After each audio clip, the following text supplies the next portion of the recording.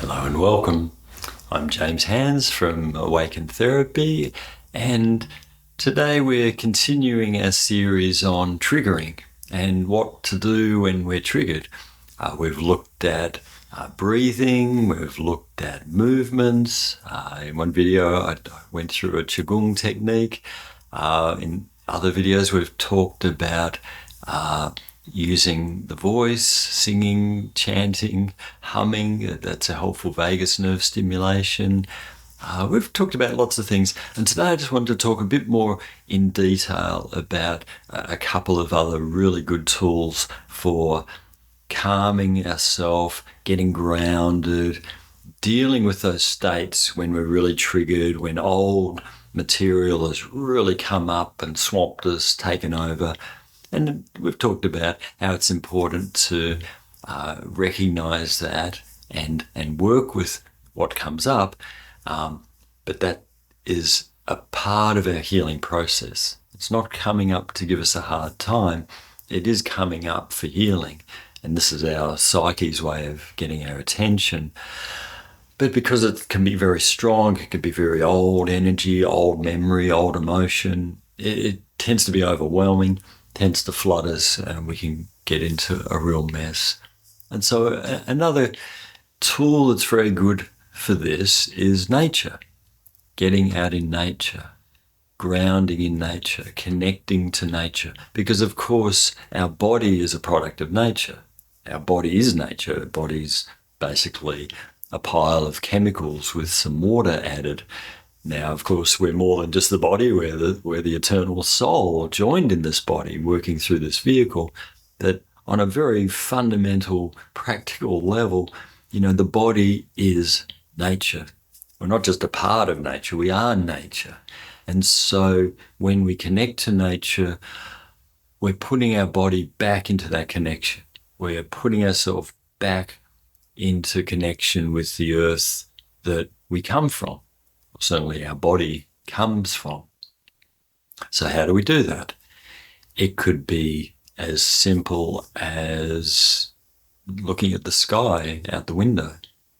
It can be as simple as standing on the ground, ideally the grass or the sand, or anything we can stand on barefoot is ideal, because then we don't have shoes getting in the way of the conduction of the earth energies into the body. And so it might be connecting to the tree, sitting under a tree or hugging a tree, or if we're lucky, we might get to walk through the park or walk through the bush or walk on the beach. And if we expand it, of course, nature connection can be where we go full immersion. We get maybe a few hours to just wander in the forest. Or it might be we get to go for a hike, or even get to camp out overnight. I used to love that when I was younger, just,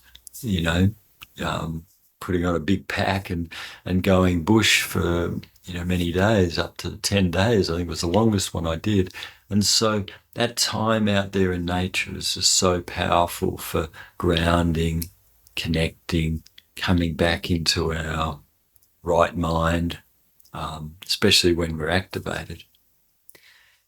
Nature connection can also be through animals. It can be listening to the birds. It can be playing with our dogs or our cats, or if we're fortunate to maybe have horses or something like that. If you're a horse person, any connection with an animal, a bird, an insect, they're all part of nature. And of course, the animal kingdom is perfected. The human kingdom isn't perfected. We're sort of got a lot of evolving to do. But the animal kingdom is perfected. And so they're in that zone, they're in their zen, they're in their balanced, grounded state. So connecting to animals works to bring us into that harmony. And of course, the plant kingdom is perfected, as it is if we're blessed to have access to wilderness that's never been touched. It's such a joy to, experience nature in its purity. But even a manicured garden is still nature, Even if it's been landscaped and the grass is cut and the trees are pruned, it's still nature. The mineral kingdom is perfect. So just picking up a rock, I love to walk on the beach and often pick up a shell or a rock and just feel it in my hand. That beautiful texture of the smooth stone.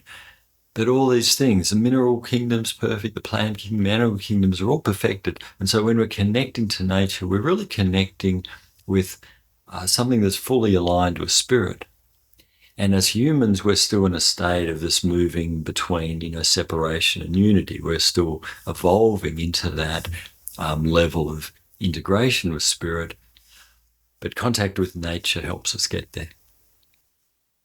The other thing I wanted to name as a wonderful tool we can use when we're dysregulated, when we're upset, when we're in a hyper-arousal or a triggered state is cold. Now, cold doesn't have to be jumping into a frozen lake or something extreme. Cold can be as simple as using ice cubes or a cold pack and just putting it on the back of the neck. That's very good because the vagus nerve runs through there, and the vagus nerve being the major parasympathetic nerve, when it's stimulated, it tells us that we're safe. It tells us that it's safe to be calm, to relax. So cold there, or ice cubes on the wrist, very simple. Splashing cold water on the face tends to take us into a startle response that has a slightly different effect, maybe not quite as calming. Or being in the shower can be good, like starting with cold for 30 seconds and letting the cold be there on the back of the head, on the neck, on the back. That can be a bit rugged depending on the temperature outside, but, a short cold shower, and then you can put the hot water on.